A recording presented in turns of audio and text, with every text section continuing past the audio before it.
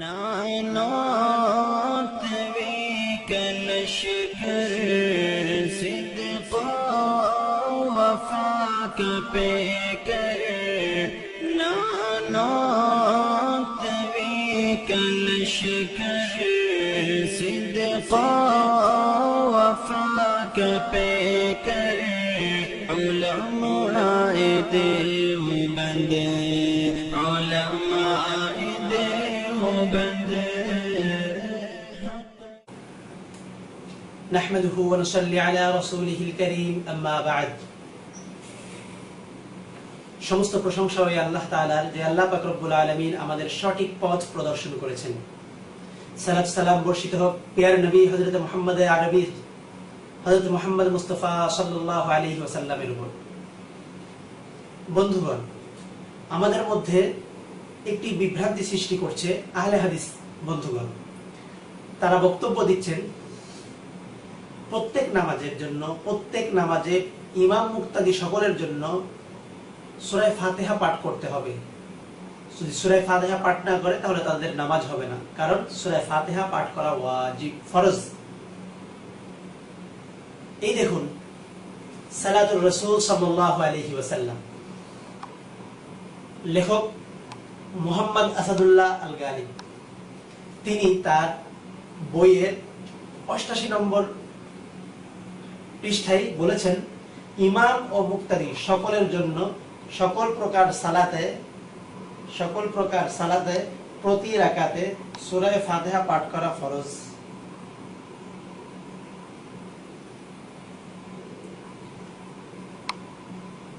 আহলে হাদিস বন্ধুগণ তারা এই বিষয়ে কয়েকটি দলিল দিয়ে থাকেন। তার মধ্যে প্রধান এবং প্রথম দলিল হলো লা সালাতা লিমান লাম ইয়াকরা বিফাতিহাতিল কিতাব। এই হাদিস অর্থ হলো যে ব্যক্তি ওই ব্যক্তির সালাত সহি নয় যে ব্যক্তি সূরা ফাতিহা পাঠ করে না। আসুন, এই হাদিসটি বুখারী শরীফে এসেছে। বুখারী শরীফে হযরত উবাদা ইবনে সামিত রাদিয়াল্লাহু তাআলা আনহু বলেছেন, লা সালাতা লিমান লাম ইয়াকরা বিফাতিহাতিল কিতাব। এই হাদিসটি উবাদা ইবনে সামিত রাদিয়াল্লাহু তাআলা আনহু থেকেই বর্ণিত হয়েছে আবু দাউদ শরীফে। সে আবু দাউদ শরীফে বর্ণিত হয়েছে যে লা সালাতা লিমান লাম ইয়াকরা বিফাতিহাতিল কিতাবি ফাসাইদান, যে ব্যক্তি নামাজে সূরা ফাতিহা এবং অতিরিক্ত আরো কিছু আয়াত পড়লো না তার নামাজ সহি নয়। এই হাদিসেরই পরে সুফিয়ান সাউরি রাহমাতুল্লাহি আলাইহি তিনি বলে দিয়েছেন, লিমান ইউসাল্লি ওয়াহদা। এই হাদিসটি প্রযোজ্য কোথায়? এই হাদিসটি প্রযোজ্য হলো যে যদি একা একা নামাজ আদায় করে। এবং এই হাদিসের ব্যাখ্যায় জামে তিরমিজি শরীফে এসেছে, আহমদ ইবনে হাম্বল রাহমাতুল্লাহি আলাইহি তিনি বলেছেন, এই দেখুন তিরমিজি শরীফে হাদিসে এসেছে, সেখানে বলা হয়েছে ওয়া আম্মা আহমদ ইবনে